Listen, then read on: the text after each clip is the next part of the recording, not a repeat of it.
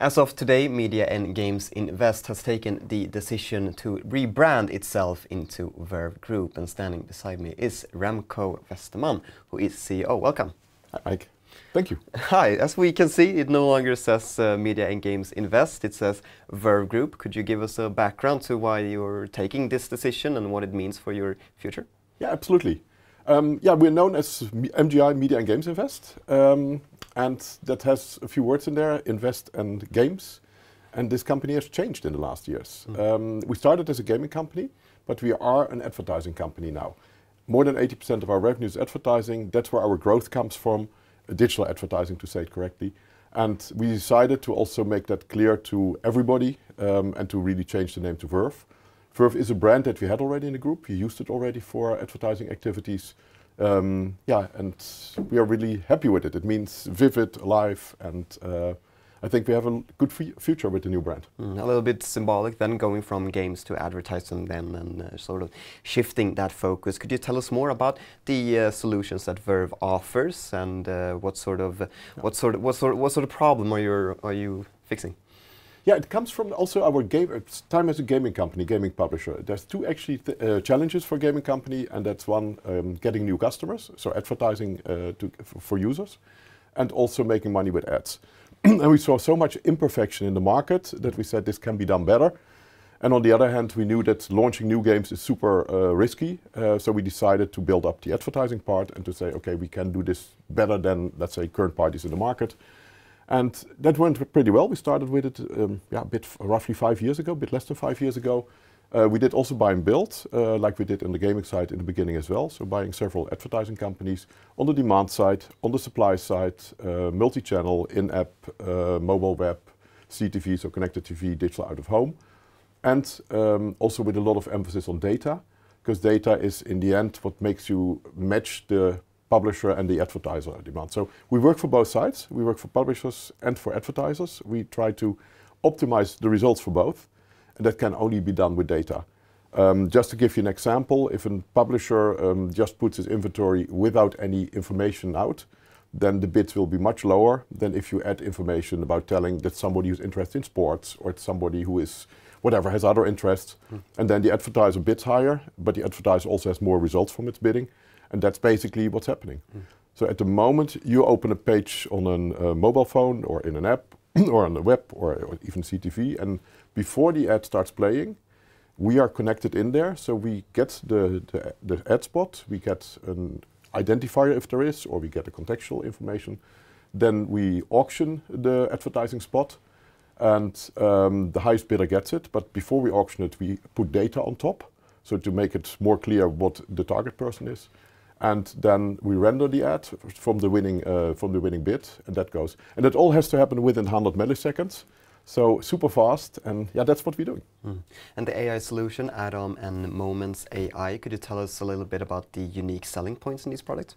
Yeah, the market is, let's say, changing, the market for ads and or for advertising. Identifiers are going away. People want more privacy. People say not always say yes to using their data.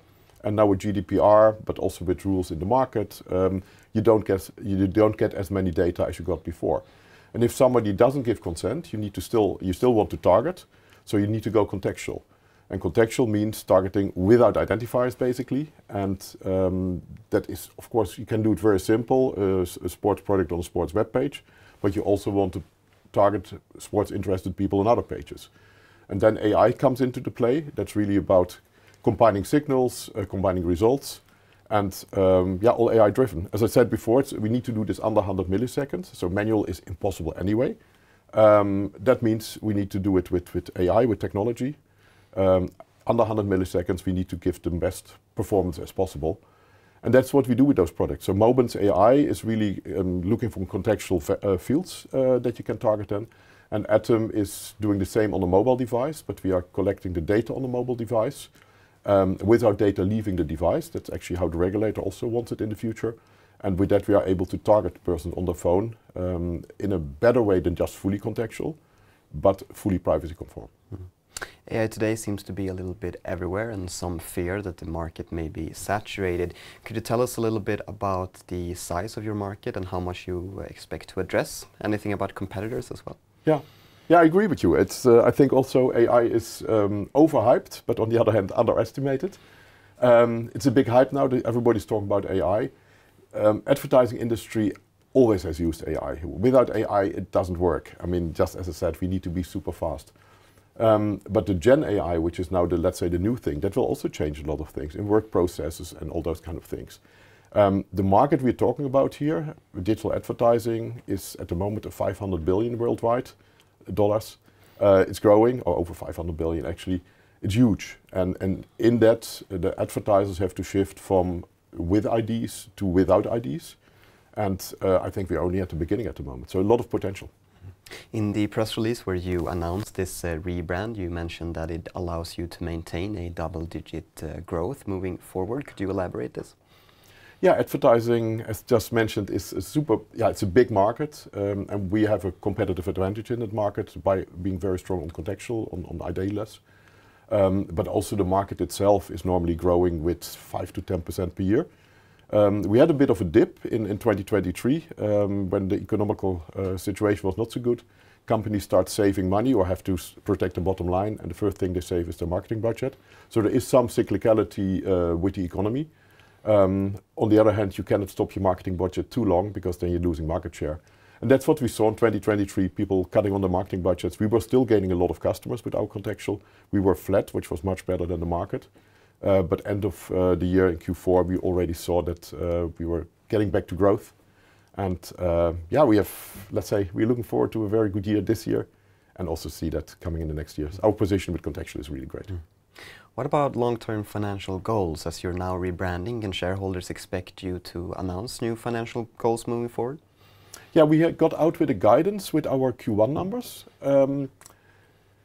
The guidance was a bit on the careful side because we think that the potential of the market, potential of the company is huge. We showed also 21% organic growth in Q1. Guidance is a bit, let's say, on the careful side because we also see a lot of geopolitical risks. And as just mentioned, the general economy also, let's say, influences the advertising market. So I think our guidance is really on the careful side, and there's a lot of upward potential. There's US election this year. The football championships are starting actually tomorrow. And also Olympics and so there's a lot of special events on top of the normal market development. Remco Westermann, CEO of Verve Group, formerly MGI Invest. Thank you very much for being here and answering our questions. Thank you, Mike.